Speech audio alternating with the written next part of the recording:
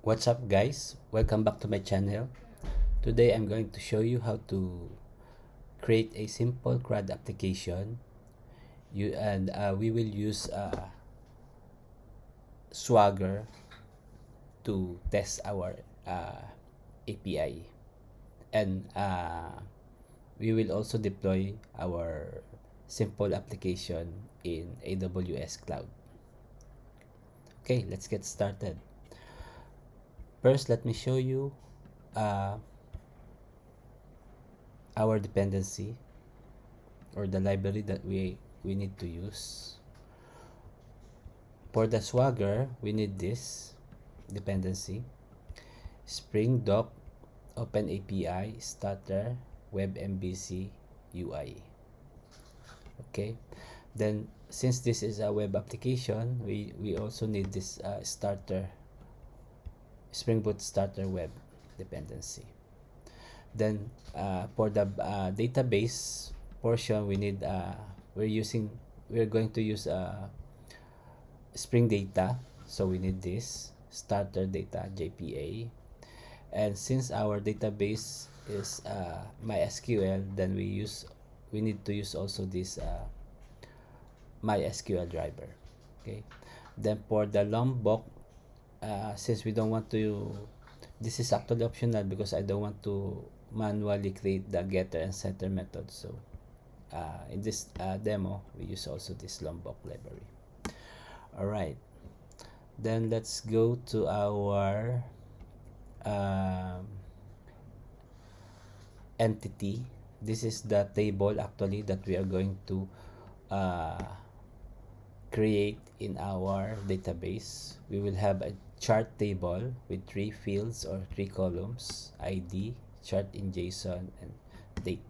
Okay, then we need a repository to interface or communicate with our database. So we don't need to worry about the implementation of this because we have already the jar, the one I showed you earlier, this one.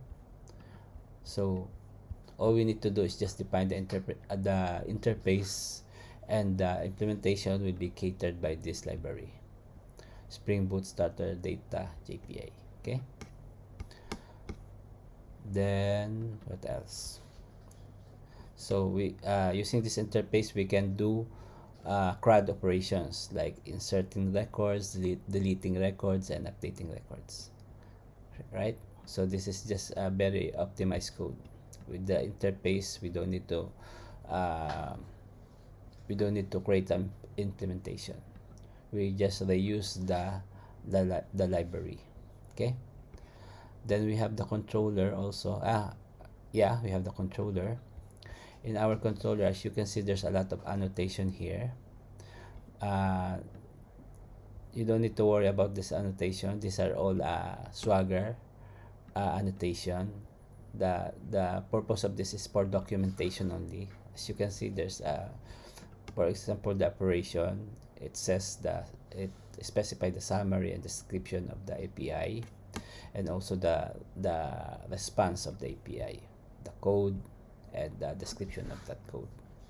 Then of course the mapping, the method mapping. So for the retrieval, we use get method.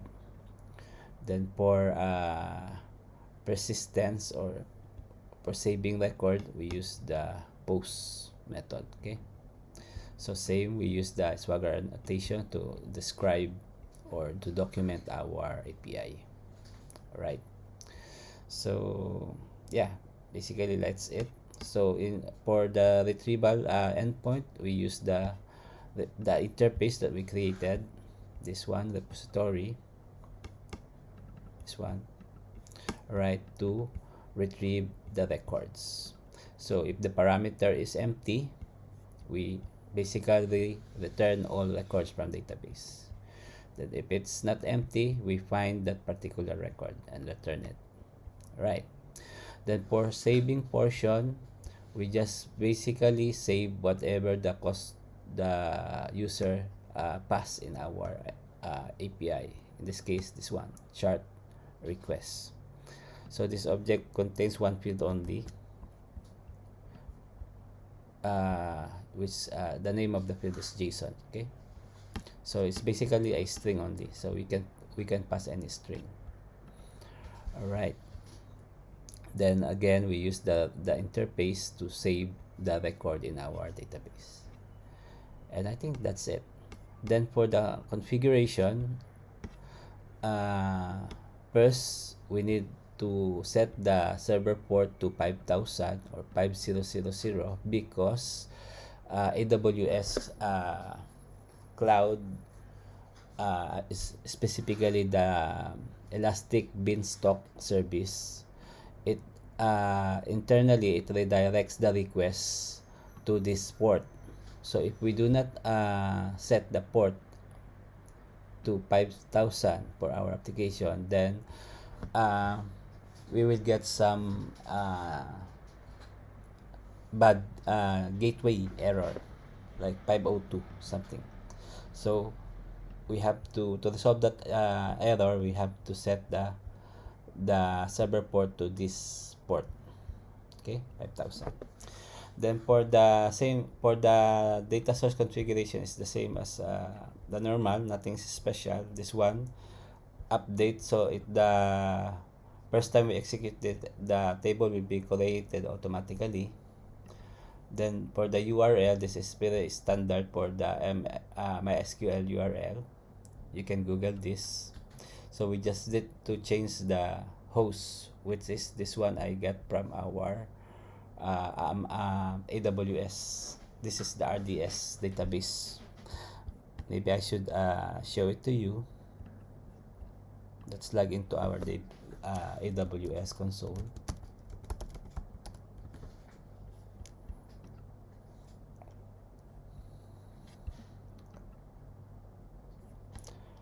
Alright. We go to RDS. We only have one database here.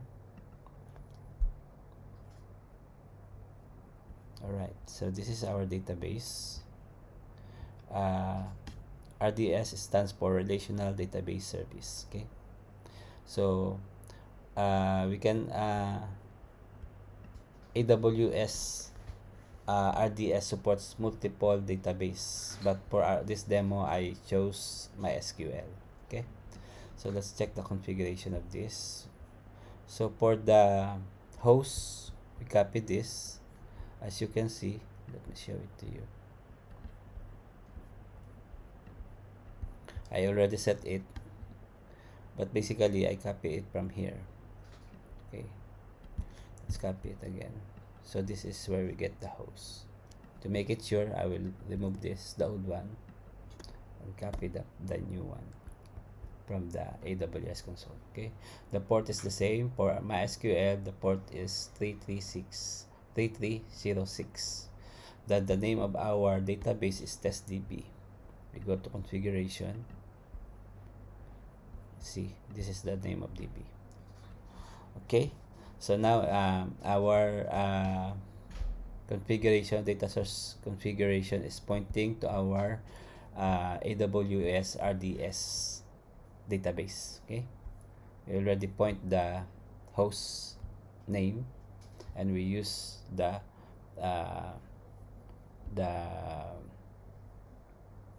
DB name as accordingly, right? Test DB. Then the username password, of course, is it's just the same. This when I set up this database, I use this username and password.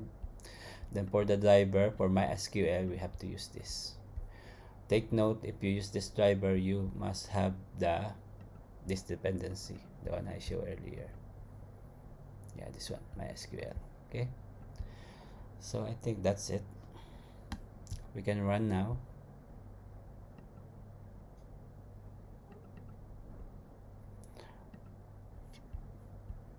But we are not going to run it locally. What I'm going to do, I will deploy this in our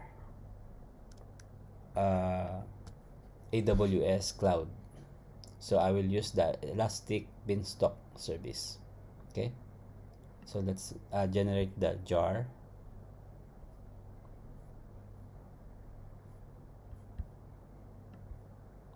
By the way, for this database, by default, you cannot access it because of the firewall settings. So as you can see here, uh, I also configure the security here, the firewall security.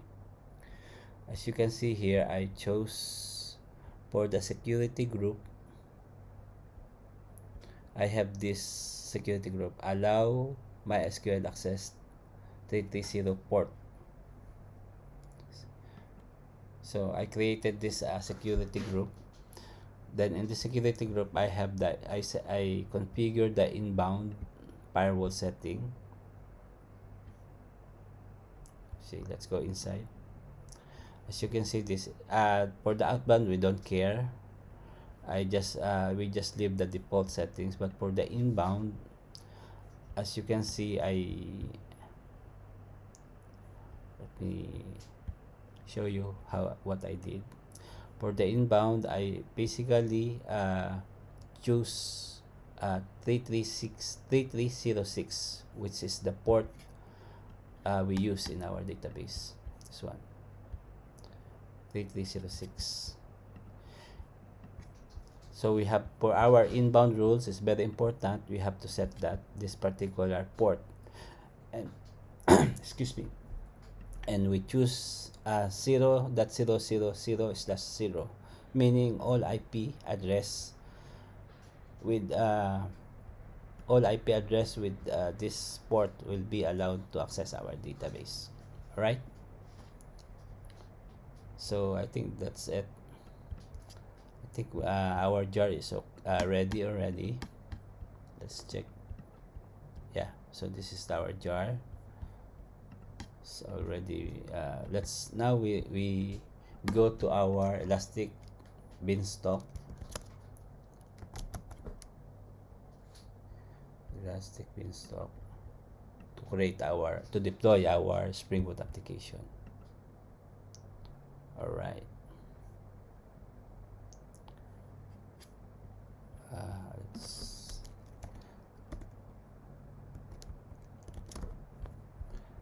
Elastic.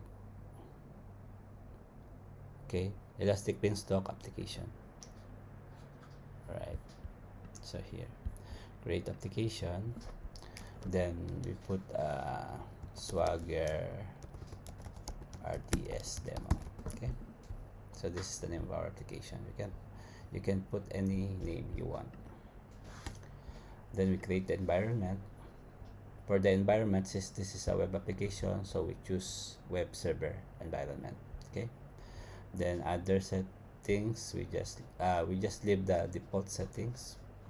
But for the platform, we choose Java because our application is running using JVM, so we need Java. Okay. Then yeah, we need to upload our code. So Swagger RDS demo. Okay, for the version we can put anything actually. Then we choose we upload our jar demo AGV Swagger. We look for the jar.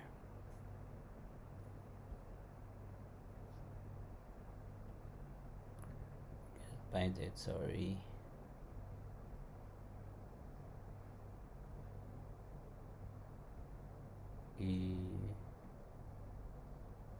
Swagger.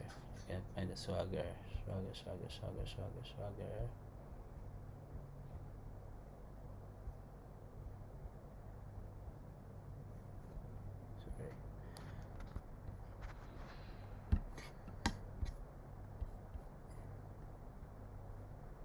EJB.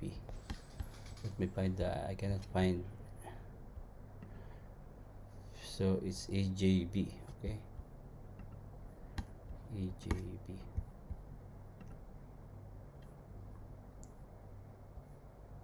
This one. So target, then this is the name of the jar. Okay. Today. Alright, upload.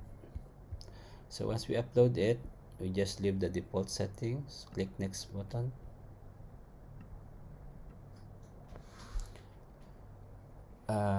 For the service role, we just use the existing one.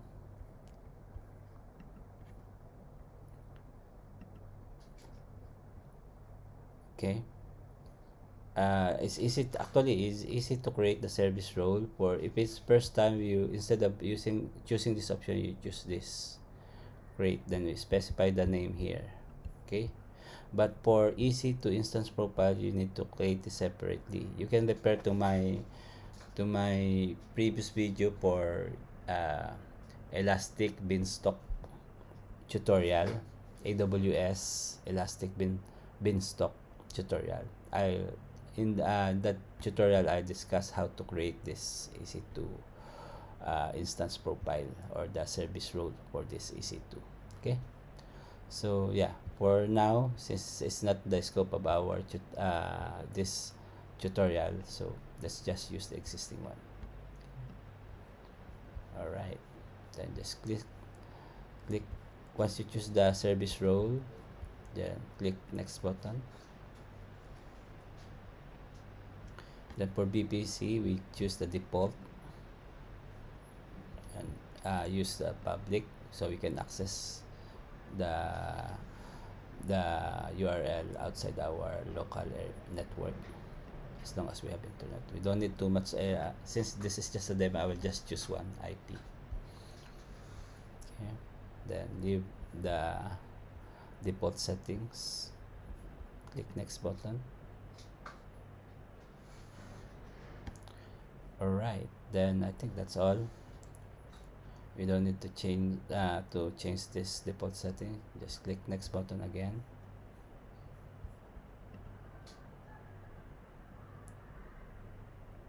Okay, same with this one. Just keep the default settings and click next button, then submit. Yeah, submit. This will take take few minutes. So while waiting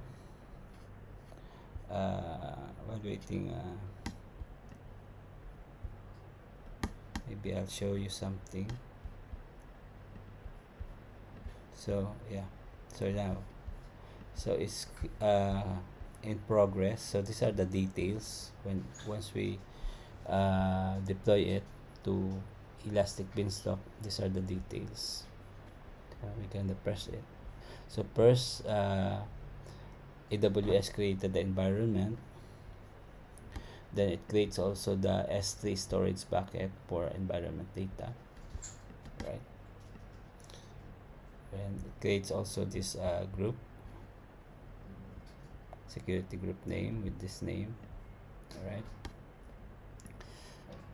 Then the IP. Actually, we don't need to care about these details. What we need only is the URL to access our application. Since we already first, of course, it's in progress. It's still deploying. Once it's done, the URL will be generated here. Yeah, this is the URL, but it's the status is still pending, so we still cannot use this. Okay, so let's refresh the application. So initialization in progress. So we just wait a bit, but let's try to access this, see what happened. So now it's still not available, right? Because it's still in progress. Anyway, the status should be okay instead of pending. So once it becomes okay, then we can access this. We can access already our application. As long as we have internet, we can we can use this URL. Okay. So let me show it to you. Let's press. Let's see.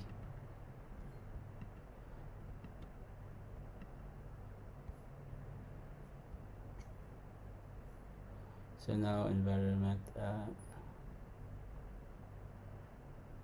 added instance to your environment. Okay.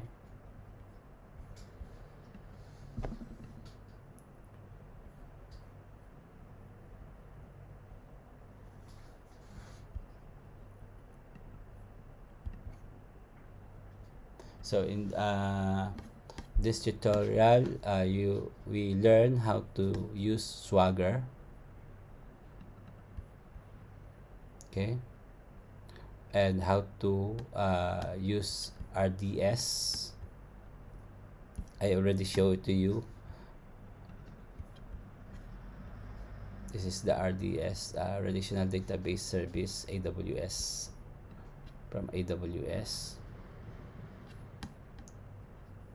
Right, and also we learn also how to deploy using Elastic Beanstalk. Okay, now it's okay already, so we can access this. So this one, when we refresh, we will get error. Yeah, we get that. You know why it redirected to this page? It's because of this. Let me show to you. We have this endpoint. So if we don't type any endpoint, it will redirect to Swagger page. This is the Swagger page. That's why it went here. I did not type any. I did not even type this endpoint, right? Right. So even I remove this, it will be redirected there. See, it will be redirected there.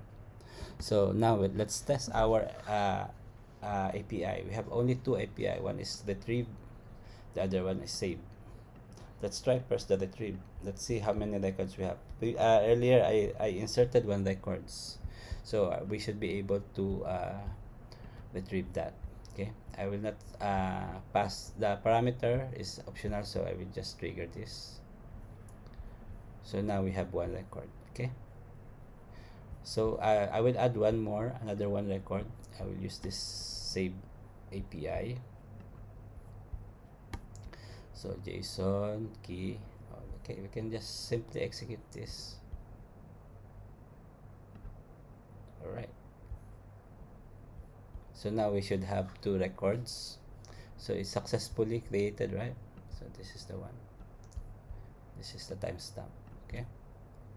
Now let's retrieve. Now we have two records. All right.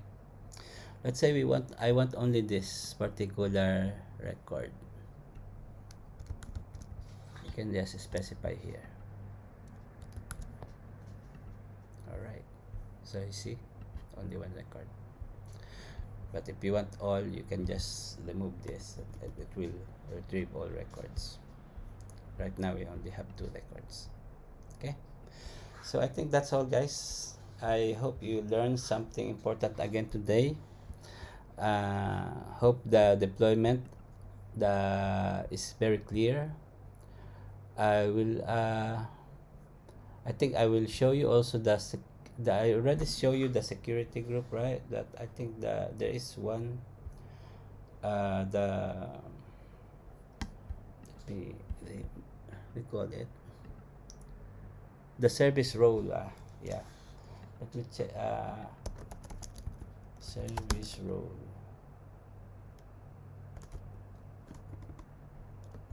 Remember a while ago I chose the existing service role. Since we still have a lot of time, I will show it to you how it looks. EC2.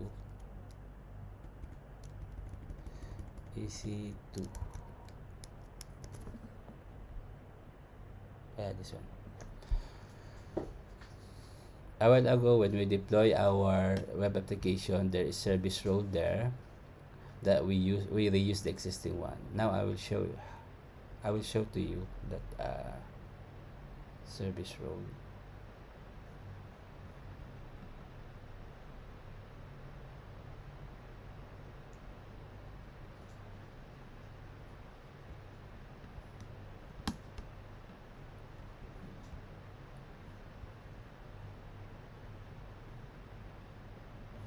Things and security.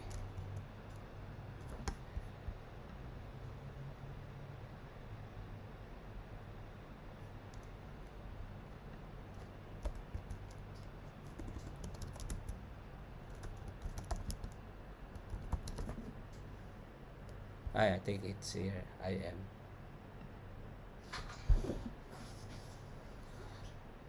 Yeah, this one. Currently we have 11 road here.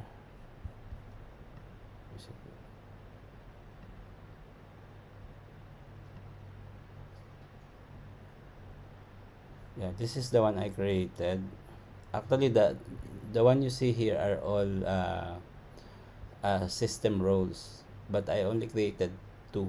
This one, hello world, and this two. It's the same actually. Let me show you here what we have here. When you create this, we basically need only three permissions for this security role. Okay. One is the AWS Elastic Beanstalk Worker tier. Second one is AWS Elastic Beanstalk Web tier. And the third one is AWS Elastic Beanstalk Multi-Container Docker. So only these uh, three permissions. So if for example it's your first time, you just type im,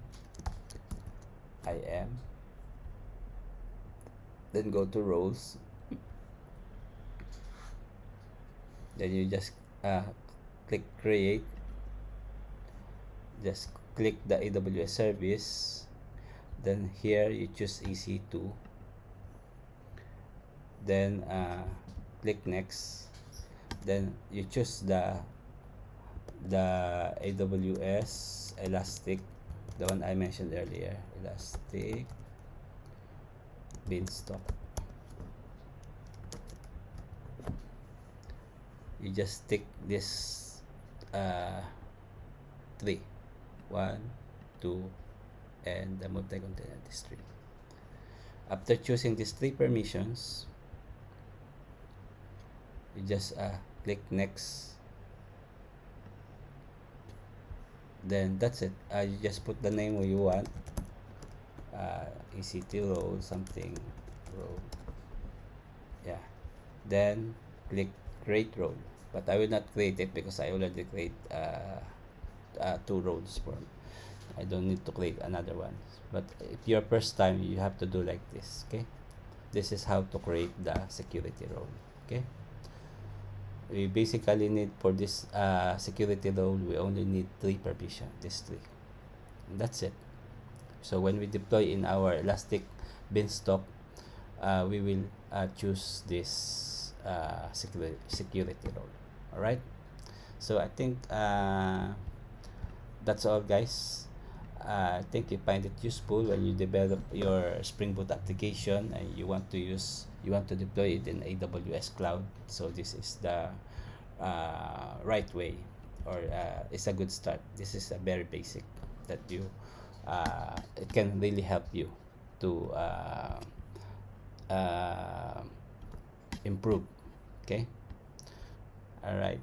Thank you very much for watching. I'll see you again next time. Thank you very much. Bye bye.